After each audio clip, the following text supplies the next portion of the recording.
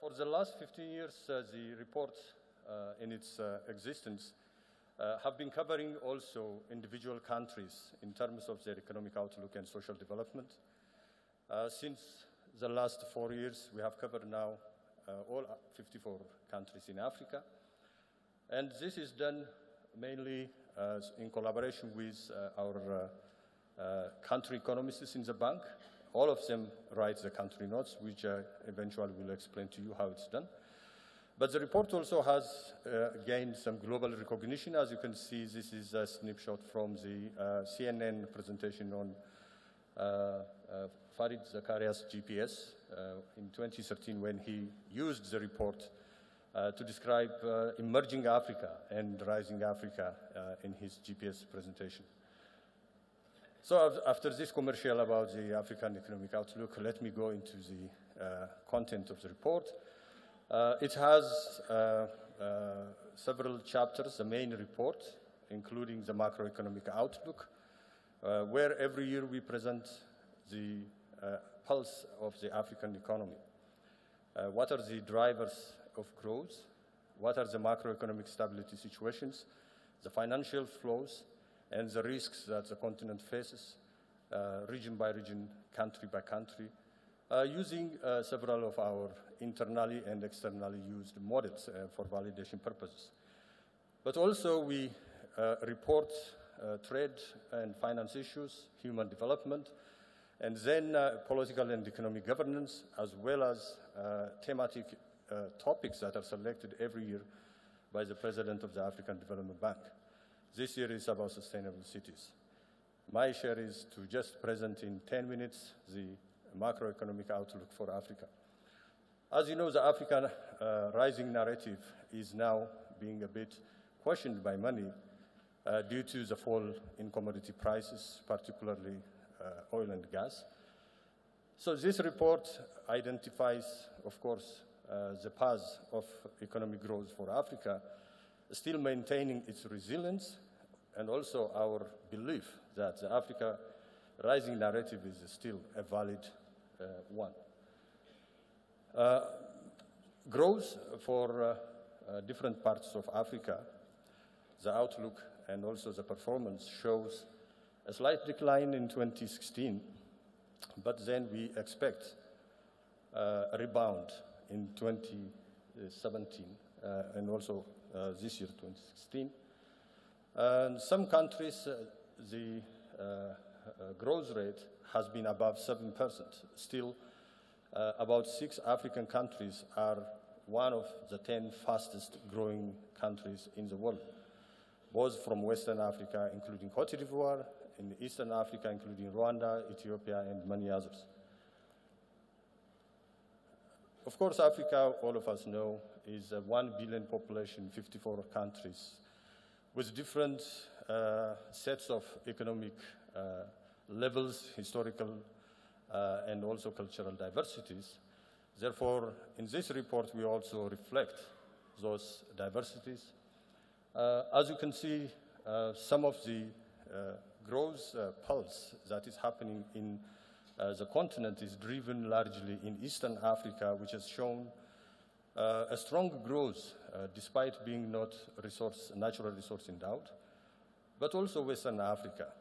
Southern Africa region has been slowed down by slow growth in South Africa particularly, and North Africa, the political economic situation also has slowed down the pace of growth.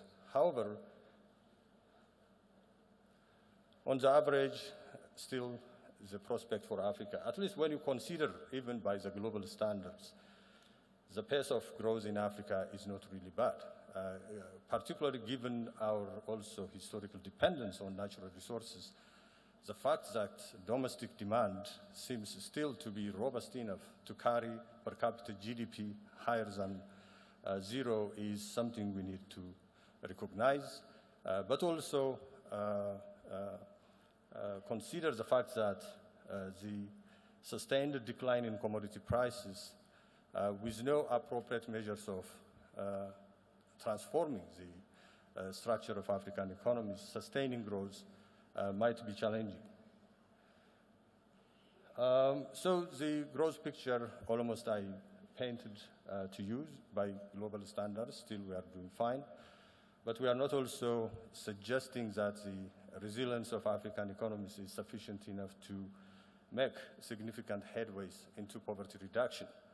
Our estimate always has been that Africa really needs a growth rate of 7% and above every year to end extreme poverty from the continent. So this is no doubt.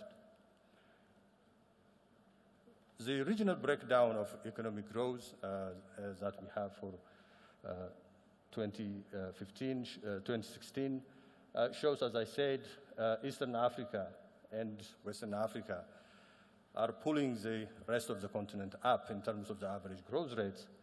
But as we look forward into 17 and beyond, North Africa is also expected to come back and sustain higher growth rates. And hopefully Southern Africa, with the reforms that are happening in the region, the impact will be positive growth. Africa has been attracting FDI quite substantially. As you can see, still, despite all the headwinds, we continue to attract a significant amount of resources.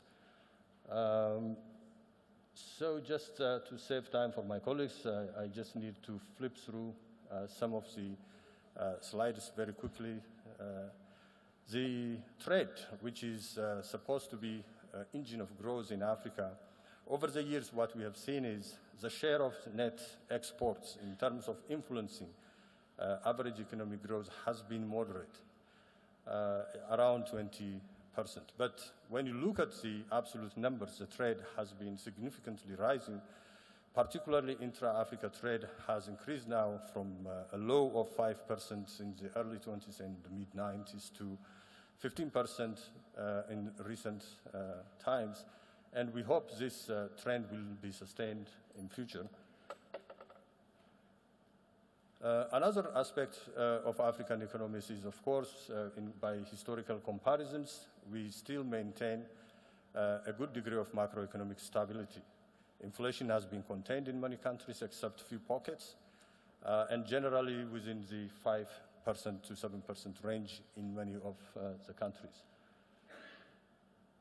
Now the impact of the global oil price, including also metals and others, has been worrying investors, and of course all of us here, and the bank and with its partners, we have tried to look at the impact of this on Africa's prospect. Let me just come back on a slide.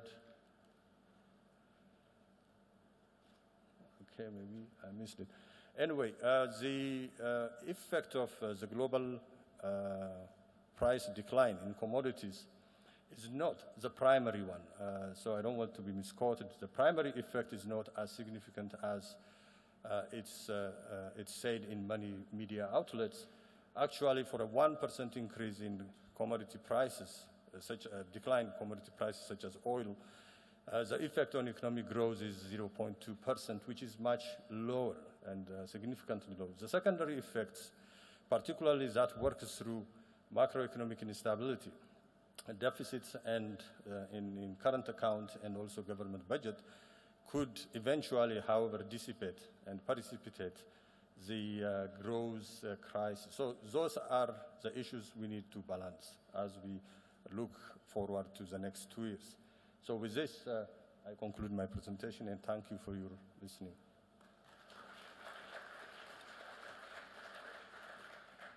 And thank you very much for that. And that was, of course, Abebe Shimelis, Acting Director, Development Research at the FDB. Now, I'd like Ayodele Odosula, who is the Chief Economist for the UNDP Africa, to come and make his presentation.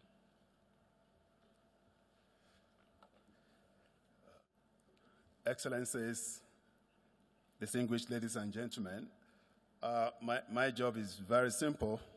Mine is just to look at the human development dimension of the 2016 African Economic Outlook Report and to see how we have progressed over time. And again, the implications on the theme of the year in terms of sustainable city and structural transformation, which has been one of the major developmental goals of the leaders of the continent. Let me just start by saying the key messages emerging from this year's report as it relates to human development are quite simple but loaded. The first one is that it's clear that Africa is making steady progress in enlarging people's choices with gains in education, health, and living standards. And again, the progress varies by country and by sub-regions. And on the basis of this, we have been able to really show that there has been appreciable move from where we were in the 90s and now. But the kind of progress we've achieved seems not to be sufficient to really help us to achieve leaving no one behind goal by 2030. And we have been able to identify some key impediments to accelerated progress. And the first is inequality that has reduced the poverty elasticity of growth, meaning inequality has hampered the capacity of the economic growth to really influence rapid reduction in poverty. And for us to really make substantial progress, we need to really dent inequality. And two, weak structural economic transformation that limits the work opportunities for youth and women. And finally, the third impediment relates to limited advances in gender equality, which again hampers skills and entrepreneurial development of women. There are a lot of development actions which have been suggested in terms of lifting the frontier of human development in the continent. Now, the first message. You can see that Africa is one of the fastest growing regions in terms of human advancement. What we've been able to achieve in terms of education, in terms of health, and in terms of living conditions. It shows that since 1990 to date, we've been growing at an average annual rate of about 1.34% relative to South Asia and East Asia and the Pacific that are more or less ahead of us. And if you see the kind of growth over years, again, it shows that it hasn't been the same pattern since 1990 to date. We experienced accelerated growth between 2000 and 2010, and since then, the growth in human development seems to have, slowed down a bit from an average of about 1.5% between 2000 and 2010 to just about 0.7% since 2010 to date. And we all know this. The impact of the global economic crisis seems to be slowing down some of this transformation between growth and human development in the continent.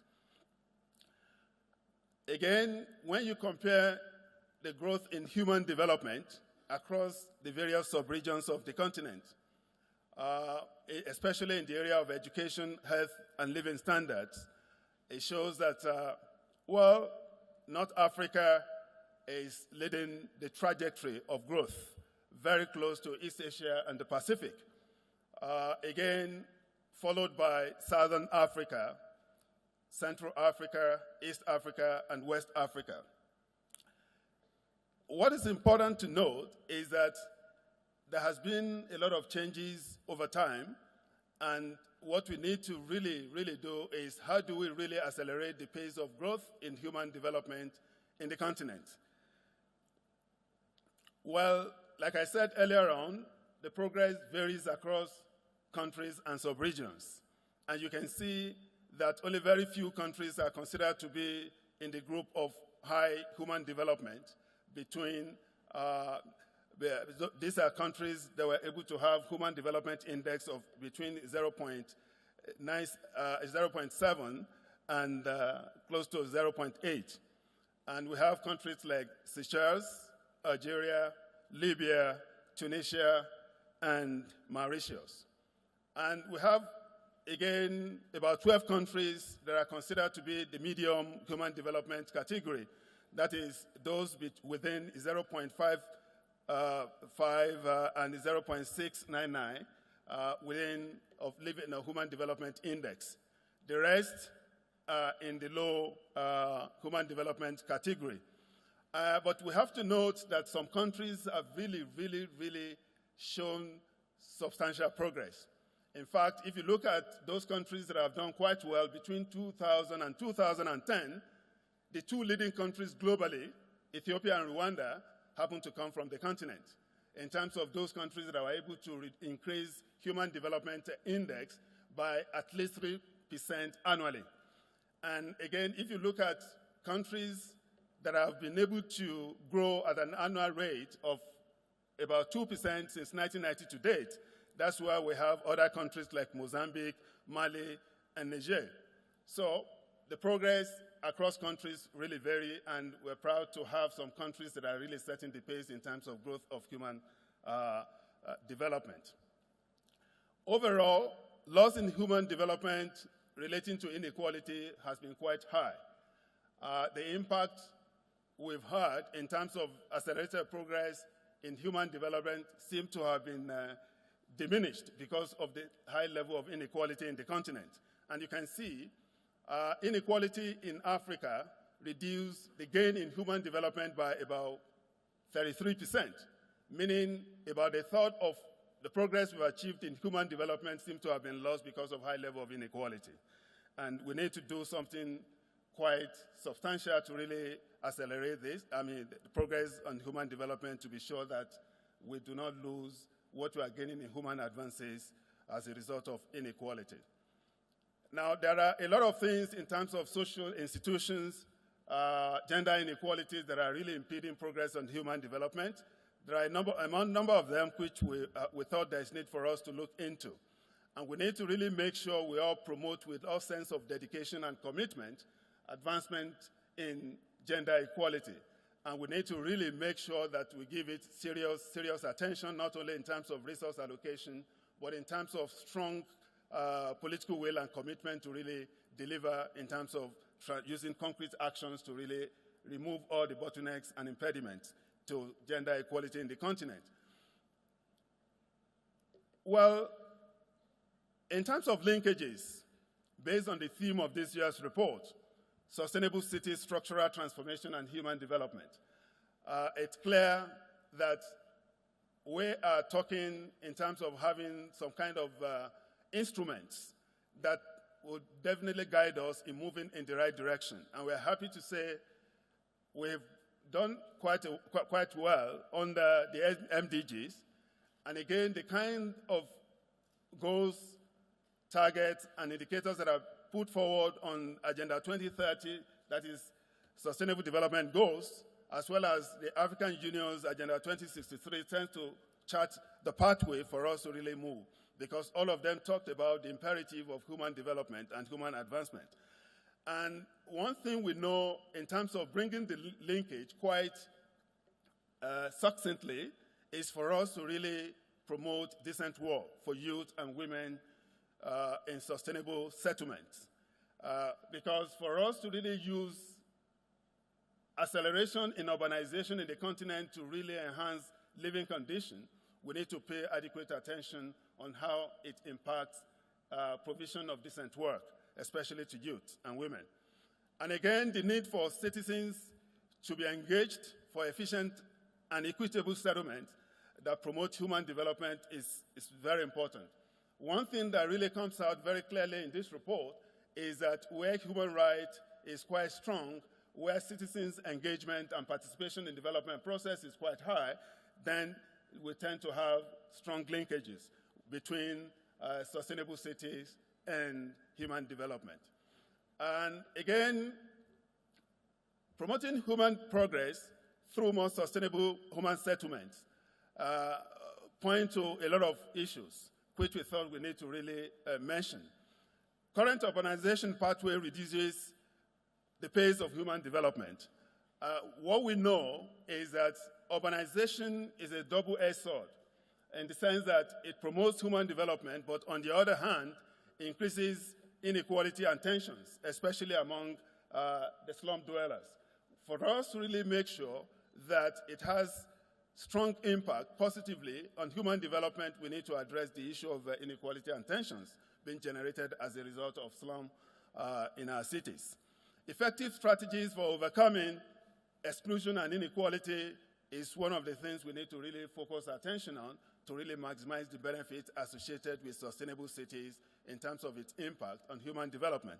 And few things we have mentioned is, one, access to decent work, coverage and effectiveness of social protection, issues relating to good health and education, and safety and rule of law. We also need to really understand the policy imperatives for human progress for all in sustainable cities. One, we need to invest in youth, develop what we call skills and talent as well as innovations to meet the city's growing demand. The requirement of the cities seem to be changing every time, and we need to understand what are the factors that are really driving this changing in demand and make sure the kind of investment in youth and women is tailored towards filling that particular gap. And again, appropriate skills, education content, and matching. What we realize is that there is a wide variance between the labor market reality and the kind of education that we are really implementing in the continent, and there's need for us to really match labor market reality with the content of our educational system. Again, social protection plays a critical role, and we need to make it more targeted and more effective. Again, like I said, effective participation, enhance accountability, and improve local capacity for service provision, again, are policies that will enhance the linkage between sustainable city and human development. The last part of it relates to building resilience and environmental sustainability through technology and issues relating to disaster risk reduction. We need to really pay substantial attention to this for us to really maximize the benefit of sustainable city for human development. Well, I know that the main challenge we have is that moving from issues of public policies to concrete actions. This is where we need to pay adequate attention on and make sure that our implementation framework becomes quite strengthened for us to really achieve the goal of enhancing human development through our sustainable cities. I'll say thank you for your attention.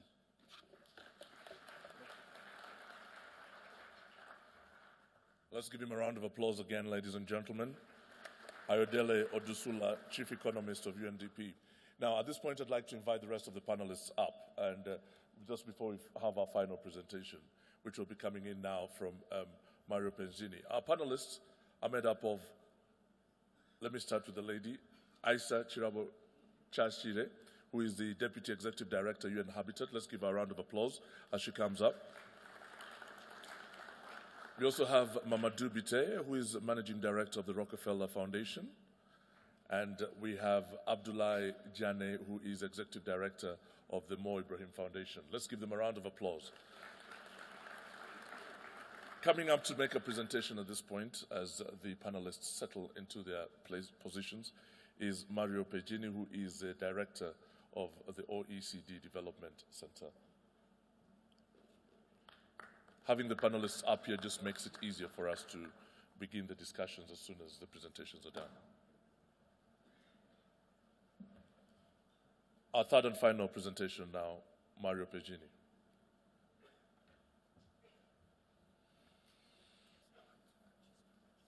Good morning. It is a real pleasure to be here with you today to launch our report. And as you have heard, the special theme this year is sustainable cities. There are many reasons for that, but first of all, is because we are living exceptional times. The approval of SDGs last year was a major event, but not the only one. The meeting of Addis Ababa, the meeting in Paris for COP21, will be followed by a very important meeting, which is Habitat, and we are all working for Habitat. And we are very pleased that in February, Abuja was already an important meeting. We are sure that Surabaya will be a very crucial meeting in order to have an African common position in respect to the big meeting of Quito. And in order to contribute to this event, we have decided to concentrate and mainly to bring three messages. The first is that Africa is urbanizing fast with, however, slow structural transformation. The second message is that cities can foster structural transformation. And the third is that there is a but. But there are conditions that make cities a real engine of development, and these conditions are crucial to transform urbanization into a real tool for development. Let me therefore start, I close instead of starting, with the first point. Africa is urbanizing fast, but with slow structural transformation. As you can see, Africa is urbanizing, and this is a mega trend that dates back. It's not a conjunctural phenomenon.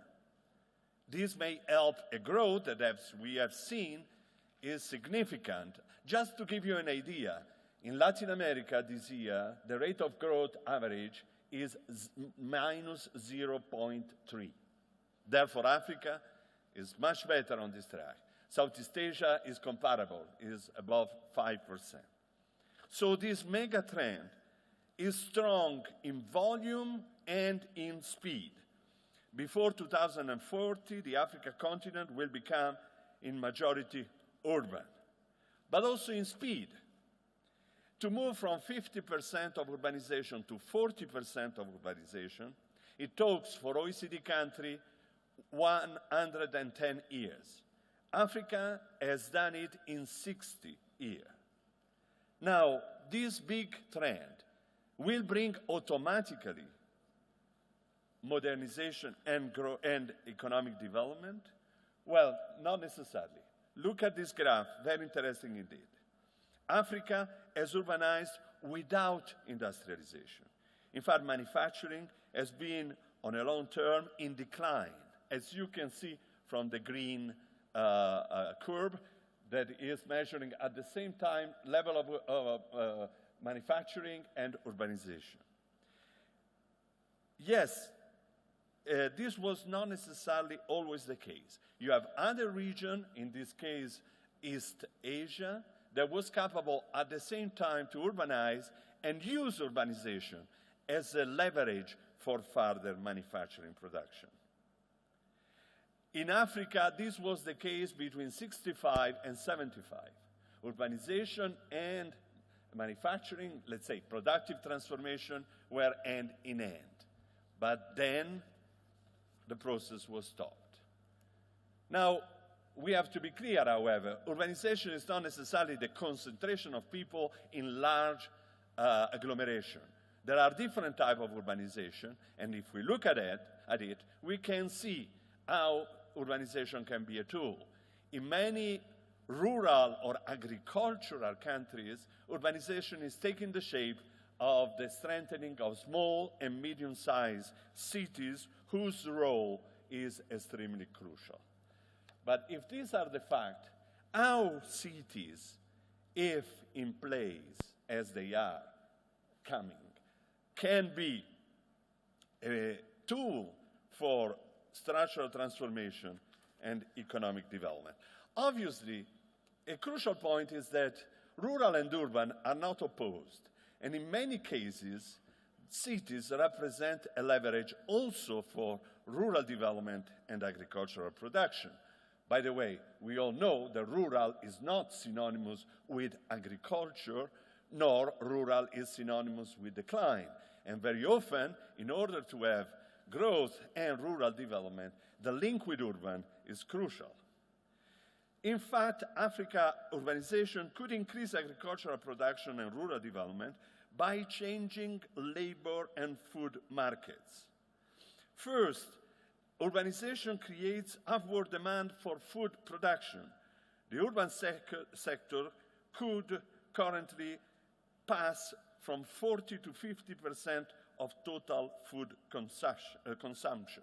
Secondly, density population, agglomeration, increase efficiency in post-farm segment, such as processing, logistic, distribution, retails, and food stalls. We all know that the agricultural production is just part of a chain that entails many other activities, and the value is very often provided by these other activities. Urbanization allows for the creation of this activity as it creates economic opportunities for that.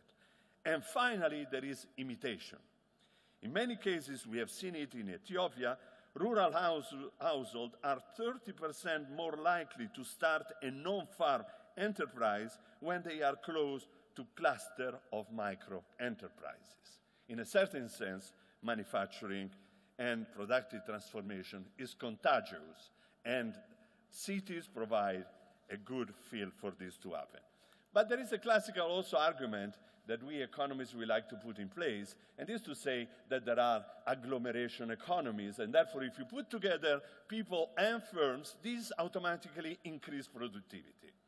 Well, in reality, you know, this is an old story. It has to deal with the idea that you put together skilled labor, people living in the same city knows from each other. It has to deal with the fact that there are services that are created because of better division of labor, and therefore you not only have manufacturing, but you have also the services for administration, logistics, and many other things. And it has to do also with the fact that firms start to be more specialized because they are close to others that are equally specialized, and sometimes they may cooperate. However, let me say that this idea of the economist is a little bit simple. It's like an Aristotelical idea. The fire is burning because it has a burning force. But what is the explanation? Is it enough to put together people and firms to have significant advantages? Well, that's not necessarily the case. You can create a productivity increase if you have specific public goods that allow people to take advantage of this potential. If the labor market is lively, if people have transport to go to work, then cities can be an advantage. If firms, they find real services that are close, accessible, and available, then city can be a strong advantage. If firms find an atmosphere of trust and therefore they can cooperate to each other, then this can reduce transaction costs. But if these things are not in place, then cities can, as we have seen from the presentation of UNDP, create negative externalities. Let me give you just a number. For comparison, we have taken all the OECD metropolitan areas with more than 1.5 million inhabitants. And what do we see? We see that the GDP per capita growth up to 6 million of inhabitants. But when you move out of this threshold, then GDP per capita start declining, which means the productivity declines, which means that there are negative externalities. Now, cities are not islands in a sea of market relationships. Cities are in reality points connected with others. And city can be very strong if they can be supported by a network of other cities that are connected. This is the view of the networks of communication in Africa. What we need to concentrate is not on cities by themselves, but a network of cities, particularly when it comes to agricultural country, where small and medium-sized cities play an indispensable and crucial role. Not to mention, obviously, energy. And everybody knows that in order to produce efficiently energies, urban agglomeration matters a lot. I conclude with a last point, which is about what condition make cities sustainable and spur structural transformation. What can we do in order to guarantee that cities not only grow, but they have those public goods that make them a leverage for development instead of a cost and the negative externalities for development. Well, very simple idea, last slide. The principles are clear. There is a need for defining a clear policy agenda and support habitat in its own process. And in order to do that, we need to have national strategies. The good news is that in Africa there are already 16 countries that have already started in various ways a national strategy for urban development, Morocco, Ethiopia, Nigeria, South Africa, just to mention some of those. These strategies need to be participatory. You cannot build public goods and investment appropriately if you do it in isolation. How many mistakes governments have done in the past creating cathedral in the desert because it was done by a centralized decision unaware of the specific condition existing at local level. Many. These were failure, public failure. In order to avoid those, we need participatory policies and plan. We need a multi-sectoral approach. It's not by operating by sector and input-oriented that we will be effective, and we need to base the specific strategies on the specific local characteristics. The priorities are well known, but they vary from country to country. Three seems to be common to all now. First of all, clarifying land rights, infrastructure, and how to create intermediary cities and not only metropolitan areas. Finally, nothing can be done with a traditional structure of governance. We need connection and discussion among different levels. Decentralization is not a panacea if the central government doesn't talk with local authorities and the reverse. These are few ideas. You will find much more details in the report, but this was what I wanted to highlight on our special theme. Thank you very much. Thank you very much indeed. And ladies and gentlemen, in case you're wondering, that was Mario Pezzini, who is the director of OECD Development Center. Now, again, to reiterate, we have our panelists, Mamadou Biteye, who is the managing director of the Rockefeller Foundation, and we also have Aissa Chirabo Chire, who is sitting right there. She is the Deputy Executive Director of UN Habitat, and Abdoulaye Diané, who is the Executive Director of the Mo Ibrahim Foundation. And I'm going to start with you, Madame Chachire. I'm very interested in the things that have just been said around sustainable, the fact that there is need to think a little bit harder about how urban centers are developing at the moment, and how then do you make the new settlements a little more sustainable. I wonder if you have any thoughts on that, and if you'd like to weigh in on that conversation. Do I speak from here? Yes, please. Okay. Am I already on the mic? Yes. Okay.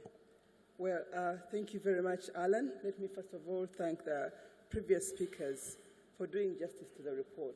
But more importantly, I think the report has been quite exhaustive, so I want to congratulate you for that report. Many thanks to Dr. Frani, too. Regarding the question that you put across, Alan, I want to highlight 3 points. And I feel that we at UN Habitat, who are headquartered here in Africa, in Nairobi, would like to further call upon the African leaders, because we believe that urbanization is a human-made phenomenon, and it's really up to leadership to make it work. You've explained it so well, but I want to identify 3 quick points. Today, the character of urbanization on this continent is much more to do with slums on one side and urban sprawl on the other. And this is not a problem of only poverty.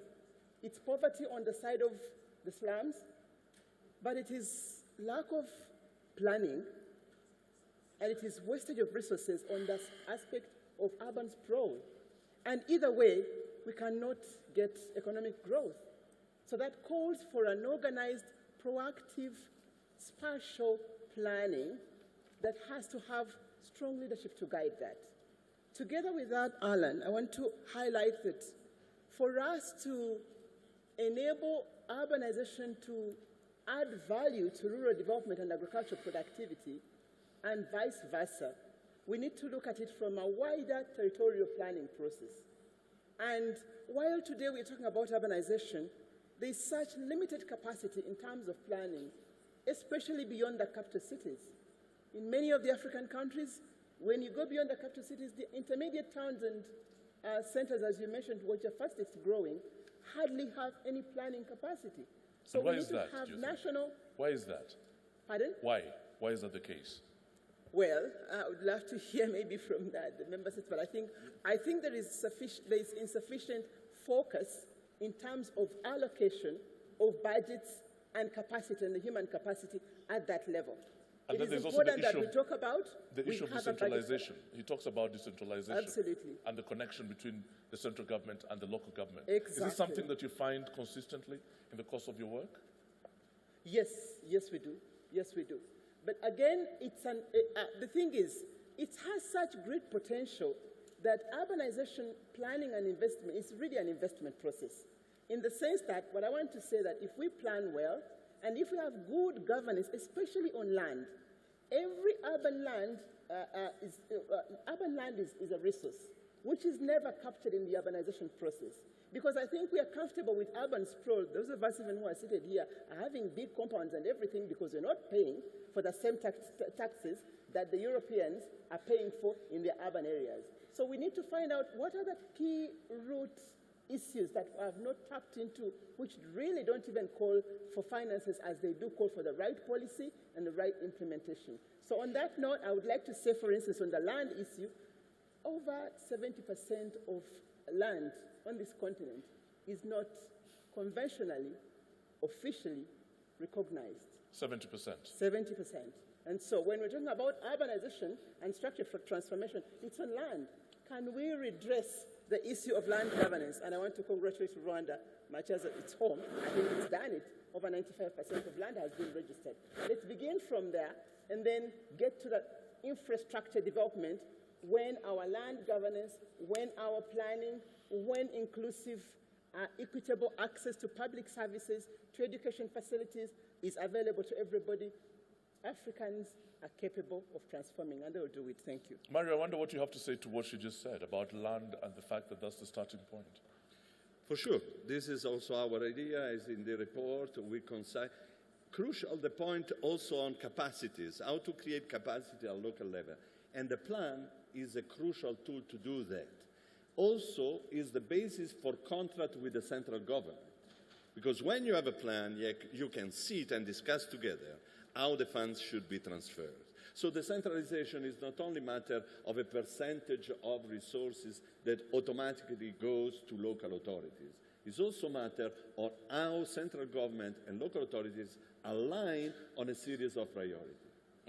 And Abdullah Jamneh, who is from the Mo Ibrahim Foundation, you have an interest in governance. Jamneh, thank you. You have an interest in governance issues. Yes. And I wonder if what your experience has been, how does that tie into the discussion we're having at the moment? First, let me say how happy I am to be here and to congratulate. You might need to move closer to the mic. Maybe I move it further. Yes, okay. Okay, I think it's fine. How happy I am to thank the ADB president for inviting me, and then congratulate the authors of this report. This is a report that historically had been associated with, and I see it's getting better and better, I think, due to the caliber of the people we have there. We're looking at cities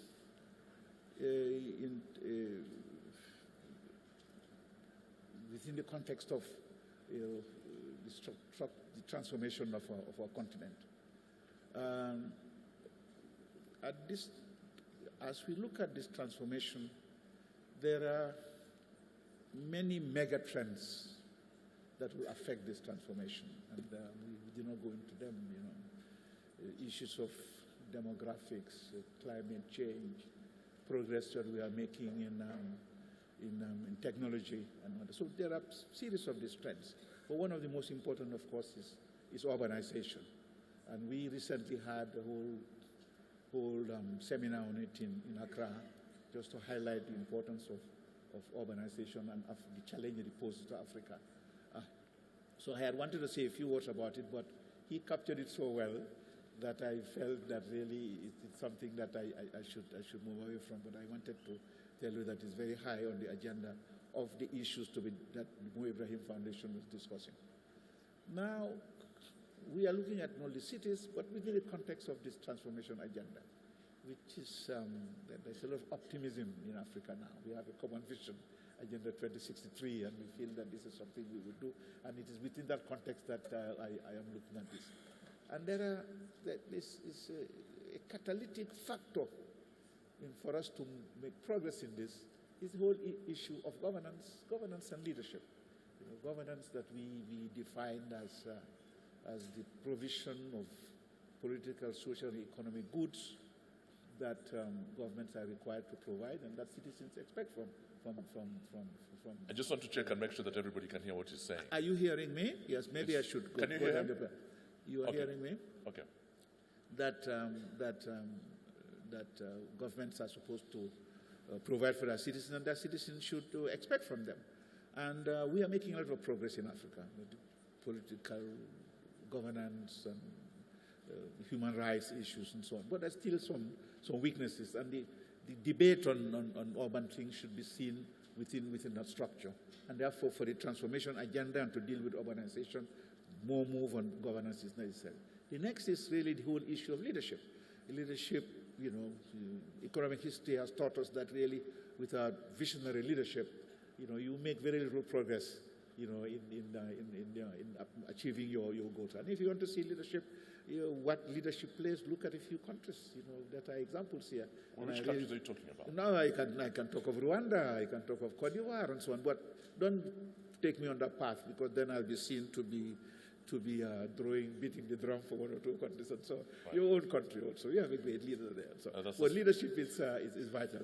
So leadership is about taking risks, making choices and so on. And if you can do that, you look at your agenda, and that's the only way we can make progress, and that's the way we can handle this issue of urbanization. Okay, if you have any question in the audience, please feel free to put your hand up. If you have any specific question directed at anybody here, put your hand up. And if you have the microphones, make sure they get to these people as quickly as possible. I'll be coming to you in a moment. But at this point, I'd like to bring in the Executive Director of Rockefeller, Mamadou Biteye. I wonder what your experience has been in as far as in your various interactions with governments, again, in the context of building sustainable cities for the future. What has that experience been like for your organization?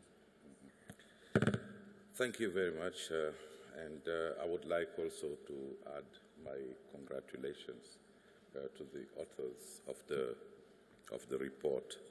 And I think that what has been said about cities in terms of the potential that they have in driving development is very important. But from our point of view, we think that all of that is realizable in the context of really planning and developing city in a different way by adding a resilience lens, not planning cities just as it comes, because it has been highlighted with the rapidly growing rate of urbanization. This comes with a lot of challenges, and some of these challenges are stretched infrastructure. My sister talked about habitat and slums, and it comes also and has the potential also to come with social unrest, etc., due to several stresses, chronic stresses. And each of these might undermine, actually, the growth we are talking about. So to really look at cities to play their full potential, it's really important to look at how you build resilience. This is why, actually, the Rockefeller Foundation has initiated a global initiative called 100 Resilient Cities, which is aiming at selecting 100 cities globally to join in a network and think differently about the city. First of all, cities, are any of these cities in Africa? Yes, they are cities in Africa. Are there any particular cities you could mention to us? Kigali is one of them, Enugu, Dakar, Durban, and Arusha. And what's the strategic objective in it all? Yes, but the idea is really how cities that are selected not only are in a network, a global network of cities that are at a different stage in the journey to building resilience, to actually learn together and exchange. But cities selected also receive support, for instance, to hire a chief resilience officer. It is important because in the same way a city finds that it is important to have a mayor, it is important to have a chief of police. In the same way, it is important to think that to have a chief resilience officer. Have a resilience, they receive also support to build an urban resilience plan, but also have access to a platform of resilience solutions, but also the support to leverage billions of dollars that are important for resilience infrastructure. This week, to date, 67 cities globally have been selected, and several African cities are in it. But this week on Wednesday, in Nairobi, will be announced the last 33 cities that will be selected in this network. And we look forward really to having many more African cities joining that. All right, thank you very much for that submission. Right now, I recognize the presence of the Honorable Claver Gatete, who is the Minister of Finance of Rwanda. And if you don't mind, sir, I'd like you to chip in and talk to us about what's going on in Rwanda that is distinguishing it, because Rwanda keeps coming up all the time. Kigali has been mentioned now, and Rwanda has been mentioned again earlier on. What is Rwanda doing that is different and that the rest of the continent can learn from? Thank you very much, and thank you very much for organizing, for making this on the topic of this session. Really, Rwanda is not doing anything different. We are just learning from other countries that are doing it. But I just wanted to say three things. One is that we are now embarked, we realize that urbanization is really a big source of our development, and it has to be done properly. And we have embarked on a big project of choosing 6 cities outside Kigali so that we can develop them in a proper way that can help the rural sector to develop, that can help the urban sector to also develop. We've been working with the International Growth Center, the UN Habitat. We've been working with actually Professor Korea from Oxford University, trying to learn how do you connect a city? How do you make it more efficient? And how do you make sure that the city also links with the rural area? And that involves, of course, the public, both central and local, but also it involves the private sector, so that each one has something to contribute.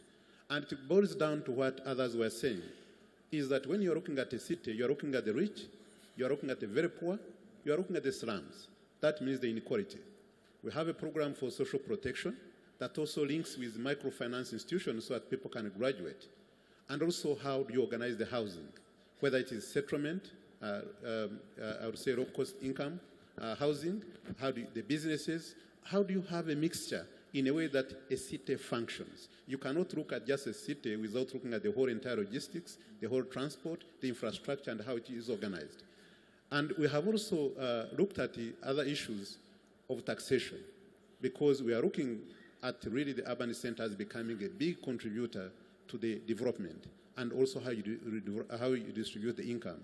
I wanted to, because we are getting bits and pieces here and there, but we wanted to know, because one of them is saying, on the economic side, this is fine. On the infrastructure side, this is how it works. And then others will talk about slums. Others will talk about different components. Are there good examples in the world on how this has worked and worked properly, so that we can maybe benchmark? And maybe finally we can come up with some indicators that will show us, if you did this, these are the implications. And then at the end of the day, how are they linked to the rural area? Just for the urban-rural migration, what are the basic examples that we can see? Okay. The theory is fine, but we want this time the proper practice. Okay, Where has it done? I'll come to that in a moment, but before you sit down, Mr. Gatete, I'm still keen to also explore the issue of the connection between the central government and the local government. How do you make sure that those two are working and are working well? How does that happen in Rwanda? Thank you very much. We've had decentralization now for almost 15 years. If for us it's worked properly, and I think our model, most people know it, that we have decentralized most of the work. But at the same time, we don't leave it for the local government. You have to, in our case, we also put in place the performance contracts. There are projects that are done at the local government level. There are projects at the central government level.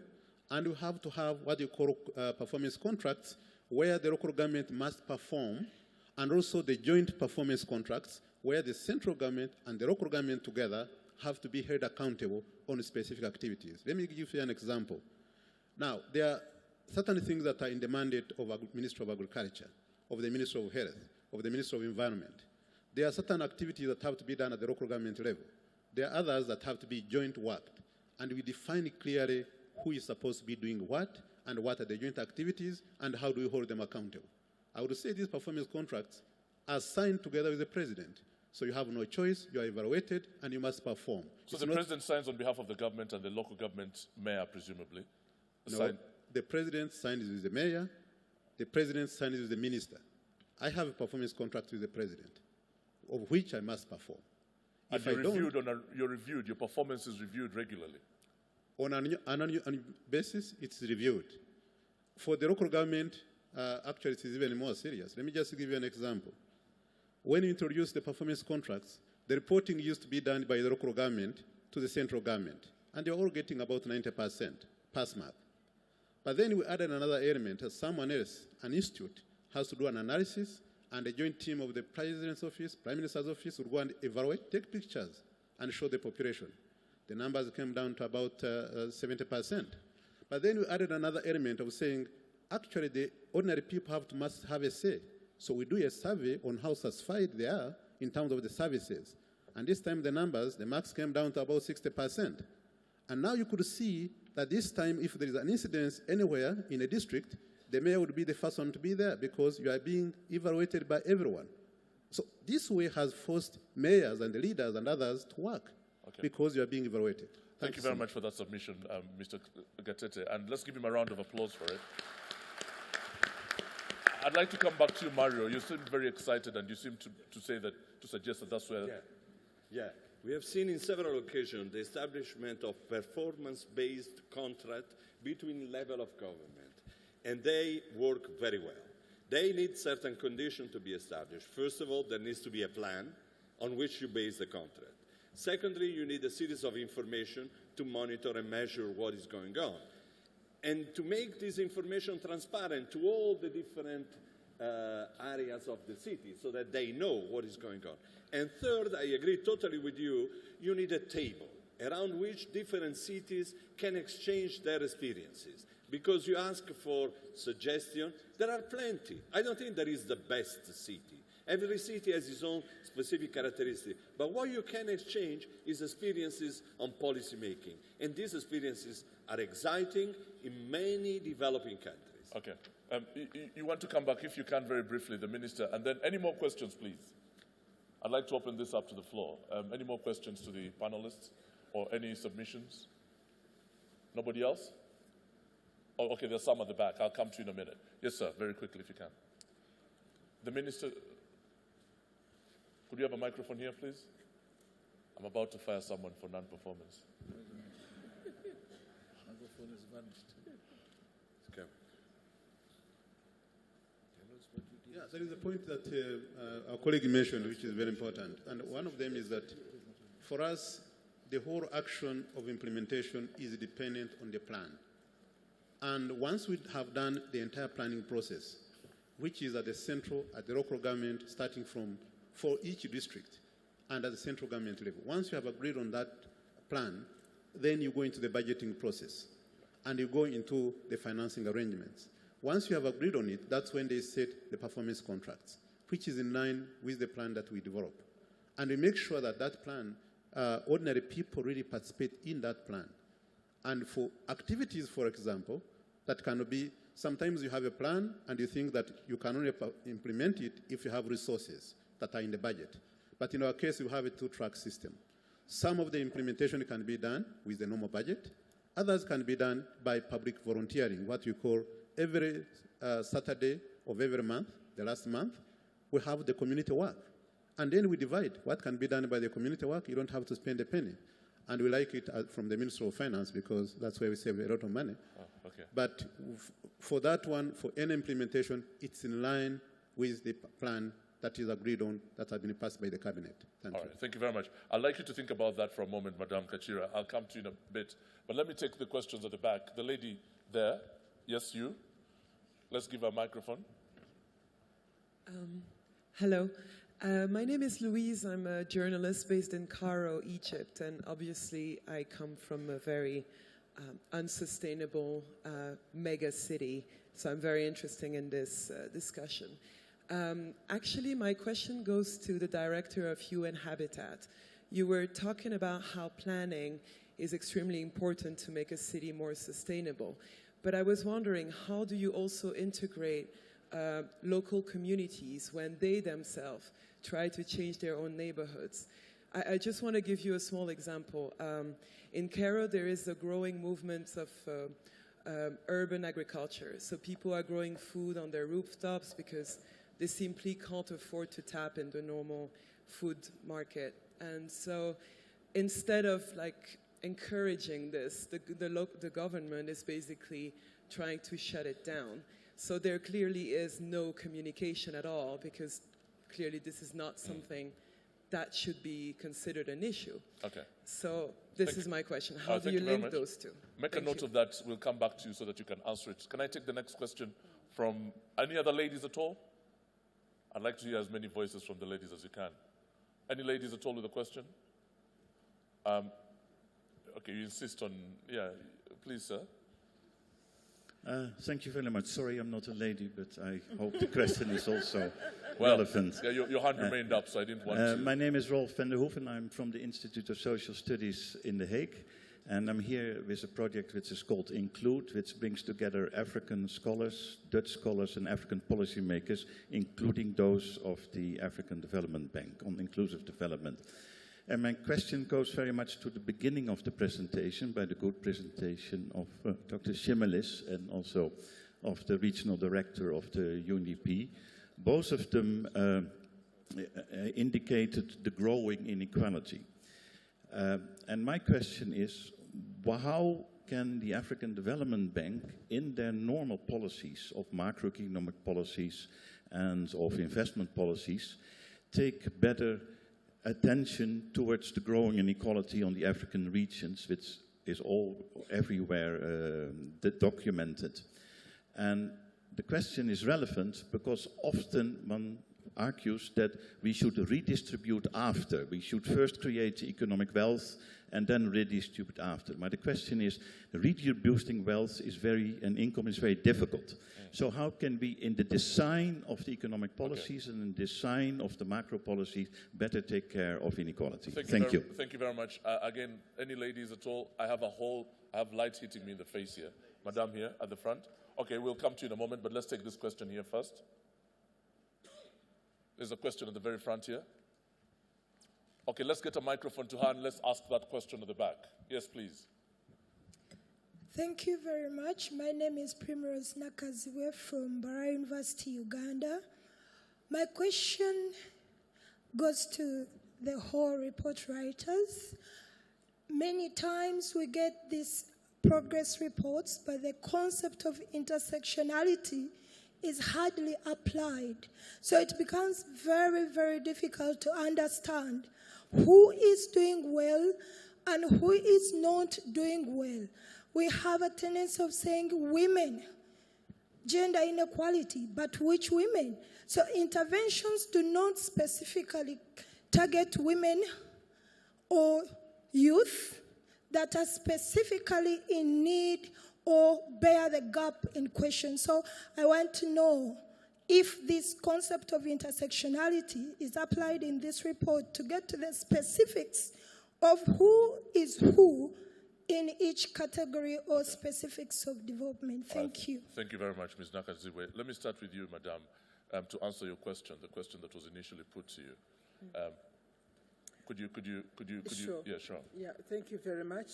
The question from the lady journalist from Cairo is very important because planning is about planning with the people. I think the first and the most important resource that we have in a city is human beings. And if you can engage them and make them feel that they have a voice, but they also have a responsibility. Minister of Finance Rwanda mentioned the issue of public accountability. I think it's really important that we realize, especially as leaders, that the first starting point is from there. So in UN Habitat, we advise that you can have the technical support that we give in terms of planning, but that has to be accompanied with a participatory approach, which we call the people's process, in which communities are engaged. You give them a plan on the macro issues, but you also need to hear from them on what their needs are.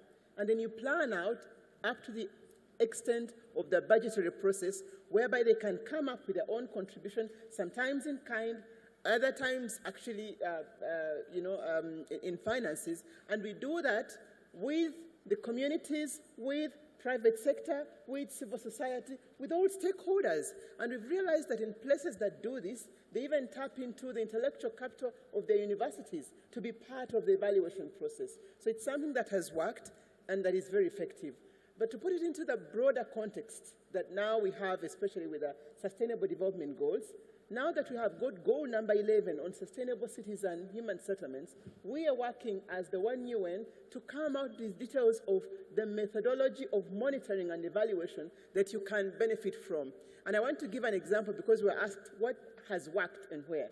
For instance, in Ethiopia, we've developed what we call the City Prosperity Initiative because we want to specify what do we mean by sustainable cities. What do we mean by prosperous cities? From a social, economic, political, they are indicators. We work through that with the government, and then we bring that to the city level so that at the end of the day, that can fit into the performance management systems that countries are talking about. And we believe that through that process, it would be possible now for countries to learn from one another, for cities to learn from one another. Because, Alan, as my colleague from UNDP said earlier, the bigger problem is actually not around only policy, but more importantly, the implementation of policy. So that's why we're saying, let's review and establish the right policies at national level, but importantly, let's look at the implementation of policies at the local government level. And that is why in the implementation of the Sustainable Development Goals, we are talking about monitoring implementation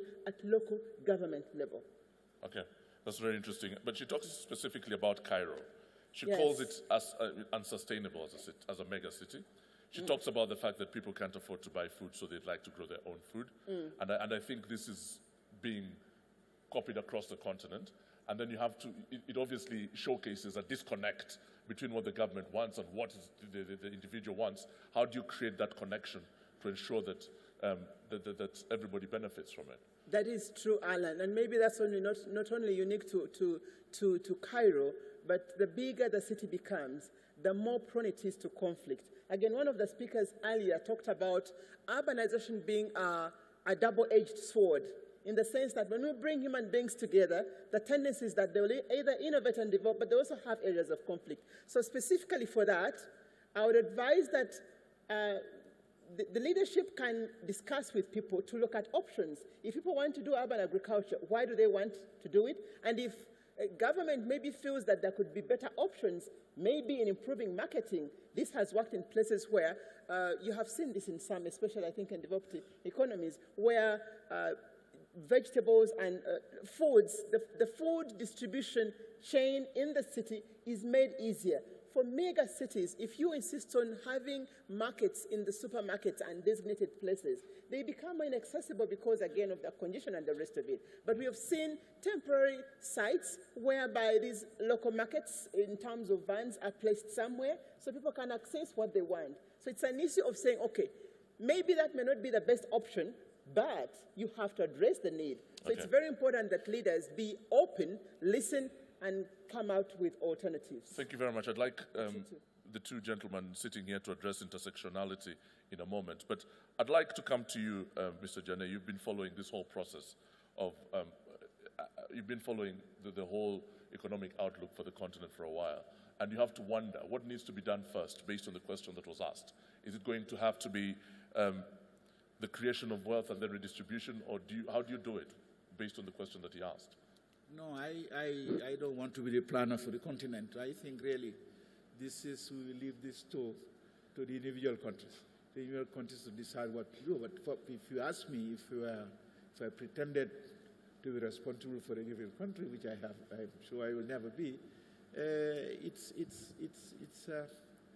I think you do both at the same time. You know, this sort of one is, say, we let some of us die a little bit before we reach a certain point and we start taking care of them. No, I think you do it from the very beginning. You incorporate that into any economic policy. But whilst I have the microphone, I just want to say a few things and to salute my friend Minister Gatete for what he said. In terms of really being able to hold the feet of authorities and monitor the goods and services that they are supposed to deliver. At this point in time, we do that more at the country level. We hold governments responsible, yes. But I think, and we have a model for that in the foundation, where we look at main categories, security and rule of law, we look at human development, socio-economic opportunities, etc. I think a model like that at the local level would be very interesting, where the goods and services where they expect to deliver, we are able to monitor and to measure it and to evaluate. I think you are making a great way in but this is a model we should look at and try to see to what extent we can make it Africa-wide. Thank you. Okay, thank you very much. Mr. Bitte, do you want to add to anything at all that has been said by everybody? Well, I would like to have emphasize that the issue of inequality really calls for both participation and social safety nets. So I would agree that it's not the one or the other, but believe that the two. And because also there are experiences where social safety nets, their deployment, have been effective in also building the capacity to create wealth as well for poor people. So I would like just to insist on that. All right. Yeah. Thank you very much for that. And now, intersectionality, starting with you, sir. There's that point that has been raised by my compatriot. Do you incorporate it when you're putting these reports together? Incorporate what? She talks about intersectionality. No, I thought I was going to respond on the inequality. You're welcome to do that, but she talks about Nakaziwe, she's sitting over there. Your question was about intersectionality. Various reports are being put together, but you want to be sure that that has been incorporated. Is that right? Into the writing of the report? Yes, that was her question. I'll put that, if you don't mind, answer that. But if you can answer the inequality one that you'd like to answer. Yeah, my mind was just racing through as I listened to my colleague from ISS. This puzzle of growth not making much headway in terms of reducing poverty in Africa in the last, let's say, 15 years has questioned a lot of people, are we on the right track? Is this continent really going to make again poverty history by 2030? This signing of Sustainable Development Goals, are they going to be realized here in Africa compared to the MDGs which we almost missed? So are we set for another round of 2030? We sit and then say Africa has missed its Sustainable Development Goals. So the evidence, at least that we know about inequality and growth relationships in Africa, suggests two things, at least from our perspective, from the bank's work.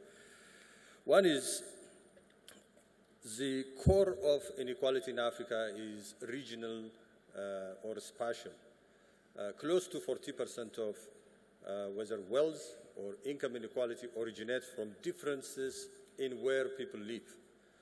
It could be urban-rural, it could be within a country, for instance. I can give you a good example. Poverty in Accra is just less than 4%, in terms of the $1 a day. But in Ghana, the average poverty rate, all of us know, is not 4%. There are areas in the north, for instance, where poverty rates are up to 70, 80%. So how do governments take up the challenge of bridging this regional gap? One of it is actually infrastructure gap. That is where our also evidence points out. The regions or the countries are disconnected, fragmented, and therefore creating that conditions both on political economy side as well as the investment side becomes important. So from the African Development Bank's perspective, all of us know the bank has been investing hugely and paying attention on infrastructure issues. And now, for instance, the most important actually is the high fives. If I just elaborate on them, our analysis again shows, at least global, for developing countries, poverty responds not to growth. Actually, poverty responds quite vigorously to shifts in employment, especially from agriculture to industry. A 1% increase shift, for instance, of labor from agriculture to industry leads to a 0.8 reduction in poverty. This is huge. So Africa needs to vigorously follow what we call the structural transformation, which has, I think, recently a large literature, a large report that has been done, but the bank has taken a step in terms of generating and creating an industrial strategy for the bank, how to engage African countries, how to engage policymakers, how to engage the rest of the world in making sure that we are on the path to create jobs for the young. Again, when you look at the Feed Africa part of the African Development Bank's, one of the high fives, agro-based industrialization. That means taking, again, industrialization to rural areas, agro-allied activities. They are going to create the seed, actually, for economic transformation, making subsistence farming into more of a business itself, a business activity. So farmers in rural areas are not only worried about several risks, but instead of creating an atmosphere for the next generation to have a small farm that is profitable and makes business sense to people who are engaged there, instead of running to the cities. Now, with the other one, improving the lives of Africans, the issue of safety nets has been raised, another way of tackling inequality in Africa. I can just cite again a very rigorous study we have done in the bank on the community-based health insurance in Rwanda. I don't know how many people here know that Rwanda, starting from 2000, for self-employed, for farmers, introduced what they called a community-based health insurance or mutual. Currently, the statistics that we have tell us 86% of Rwandans have some form of health insurance. This is the largest anywhere, even in developing countries. So we looked at the impact of this on a series of outcomes, including poverty. This safety net has led close to 12 percentage point reduction in Rwandans' poverty because it led to a reduction in catastrophic health-related expenditure. As you know, poor farmers and everyone in the self-employment sector, the main important risk they have is about their health and the related and associated expense when they want to deal with it, when the seriousness, illness becomes serious. And the health insurance scheme in Rwanda, for those people in that program, helped them reduce this catastrophic expenditure so much that their level of poverty also has declined. So a combination of all these policies which the bank advocates hopefully leads to lower inequality in the future. All right, thank you very much for that. Now we talk about the issues raised over there, and I'd like to throw this to you. The question about intersectionality, Ayodele, what do you have to say about that? Thank you very much. One of the key issues addressed by the report is looking at that particular dimension. And based on what we have found, at the global level, we observe that 2/3 of the youth that are currently working are in the poverty category. While in Africa, 9 out of 10 youth working in Africa are considered to be poor. That shows the intensity and the impact of poverty and inequality within that particular category. And if you could remember clearly well when I was making the short presentation on the human development dimension, and I said one of the major impediments that have really reduced the impact of growth in reducing poverty is the high level of inequality, and particularly high level of gender inequality in the society. It shows the element of sectionality. We've looked into it. And essentially based on the question from colleagues from Hay, one thing we have noticed is that the macro dimension is very important for you to really address the issue of inequality in Africa. From UNDP side, we look at it from 3 dimensions. 1, the issue of participation, 2, issues of redistribution, and 3, issues of governance. From the participation side, what we know is that the best way to address inequality is to look at those sectors of the economy where the poor people and the disadvantaged people are much more engaged. And then you shift policy to enhance the productivity of such sectors. We discovered that about 60% of poverty in Africa comes from the agricultural sector, and as well as the informal sector. The best thing in the macroeconomic policy is for you to devise a kind of strategy that enhances the productivity of this particular sector. Indirectly, you have achieved the issue of inequality and poverty reduction. And again, when it comes to the issue of taxation, we discover that in most countries, the rich are not really paying the appropriate tax they're supposed to pay. And for you to devise a kind of pro-poor tax policy shows that you generate enough resources that you can use to really leverage the issue of inequality. And finally, one thing I know which resonates very well is President Thabo Mbeki's report on illicit financial flows. And we have seen how serious the issue is. What is going out in terms of illicit financial flow is far more than what is coming into Africa as ODA. And what we know is that 2, 3, 4 individuals are just taking millions of dollars away, whereas that can be used to enhance the living conditions of million Africans living in our urban centers. Thank you. Thank you very much for that. I have about 5 minutes to wind this session up, and thank you very much for your involvement and patience. Very briefly, if you can. Yes, I would like to address, if you allow me, an issue that was raised by my friend, Gianni, and it was, what is the connection between urbanization and the general transformation in Africa? Well, we started 15 years ago together with the African Development Bank this report, and now more recently UNDP joined the crowd. And there is a line in what we have done in the last years.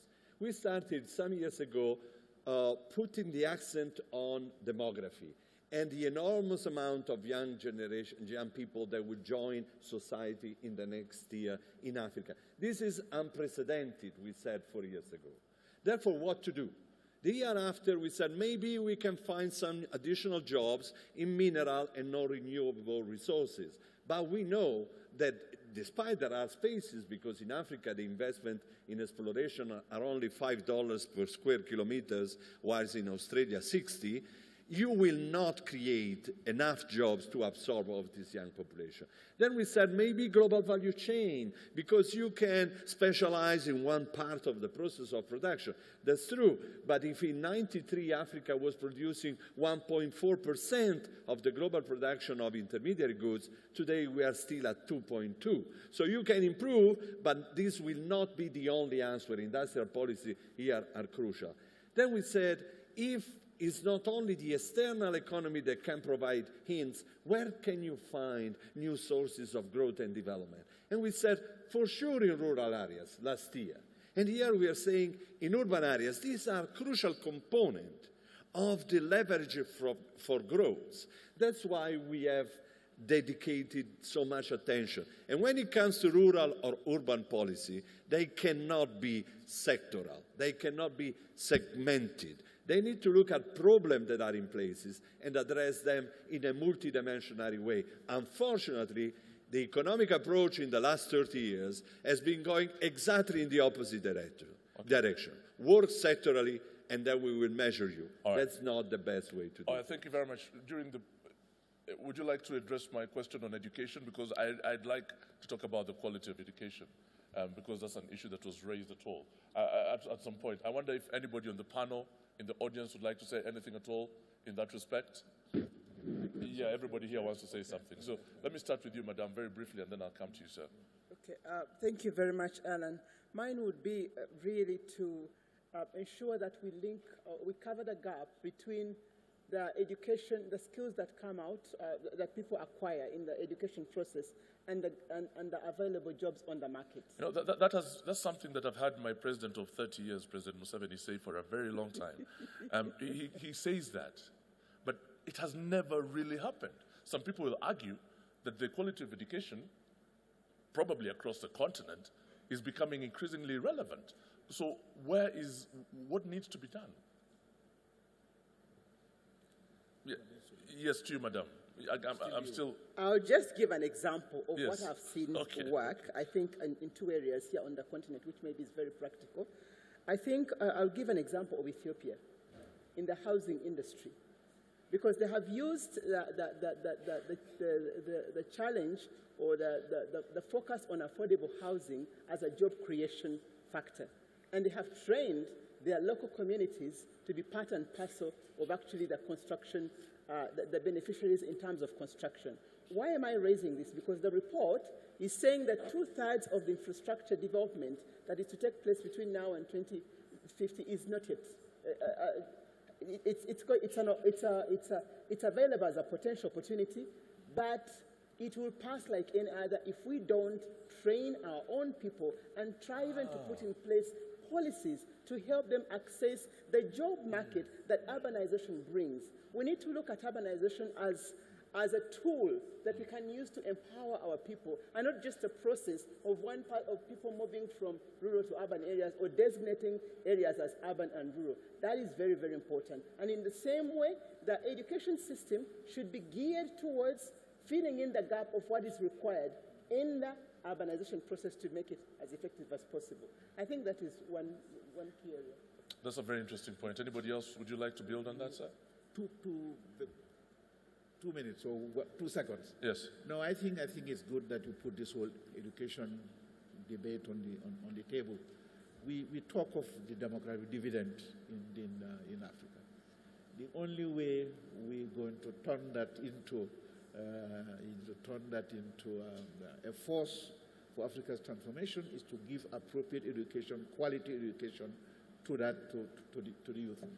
And we match that with our challenges and priorities. For example, if you look at universities in Africa, we make a lot of noise about agriculture. There's a sector that we feel would drive the transformation agenda, agriculture, industrialized based, on agriculture. 2% of university intakes in Africa are in agriculture. It's scandalous. 2%. Can you figure it out how many universities we are in Africa, what they're doing and so on? It's 2% that read agriculture. So we have to, what do? We have to be draconian, we have to push people into the sector. But I'm sure. But if you become draconian, the Mo Ibrahim report will come out and they'll say, No, but I am sure that the debate should take place. The debate should take place with the young, because they are interested in having education, but they are interested in education which will also lead to opportunities for them. Okay. And if this debate takes place, I think orienting them into these relevant sectors should be fine. I'd like to end this discussion there because of time pressures. I do thank you very much for being such an engaged and engaging panel. Let's give them a round of applause, ladies and gentlemen. And to you, to the audience, thank you very much for your participation, for your questions, and very importantly, for your presence as well. The report is available online if you'd like to download it. It's free of charge, and it's the AfricanEconomicOutlook.org.